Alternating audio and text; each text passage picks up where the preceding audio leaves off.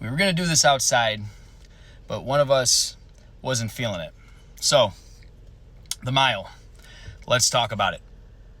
I want to start this one off by saying that if you're just trying to do your first mile for the first time ever, like, I'm applauding you. That's awesome. And I hope you're able to do it. And even if you don't, that's awesome. You already went into it the mindset that you were going to try to do it.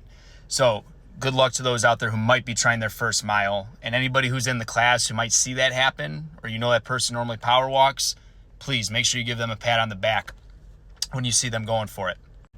So just a couple things, starting from beginning to end when you're going through this. You want to warm up, good warm up. It's usually set up where you're going to have enough time and you'll be able to actually try out your paces that you plan to hold the whole time. And then there's probably a really good chance that you know what speed you're going to have to hold or some range of that. So during your primer block, if you get one, or during any warm-up time you get up there, get to that speed that you plan on holding, 10, 15 seconds at a time, cut it back down, take it easy, and then get back up to it. You do that for 2-3 rounds. It's going to feel a lot easier when you actually start the mile itself. Then a lot of you who normally take my classes have probably heard this out of my mouth a few times, but halfway to like maybe last quarter mile or last 0.2, like that's when it's going to be mentally the toughest, especially if you had a goal, whether it's a PR or not. Doesn't matter. If you're trying your hardest at something, it's always right around that time where it's a gut check. Mentally, it's just going to be hard, and maybe you're not thinking straight. You think you're not going to be able to make it until you see the light at the end of the tunnel. And then all of a sudden your mind changes and it's just, get me the hell done with this race right now.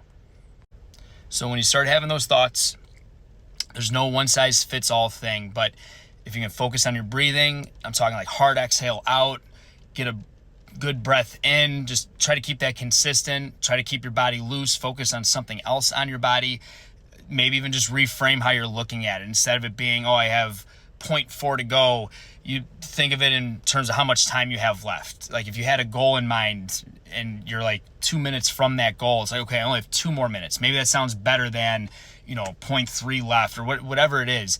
Doesn't matter. If you just reframe it, sometimes it's all you need for that extra like 10, 15 seconds of confidence to get you to that light at the end of the tunnel. So just try not to give it up right away.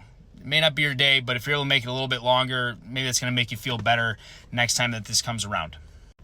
And then, like one last thing, there is a workout outside of the mile. So if you're wrecked from it afterwards, you take it as easy as you need to. But just remember, you can come in and go hard on everything else. Treat it like a normal mile, treat it like a normal like tread day, and that's fine too. There's no problem with that, especially if you know maybe workouts haven't been going your way, life's in the way, things like that. But that if Wednesday's your normal day, you can still come in and get a good workout and just see how you do in general. No big deal. Anyways, good luck to everybody.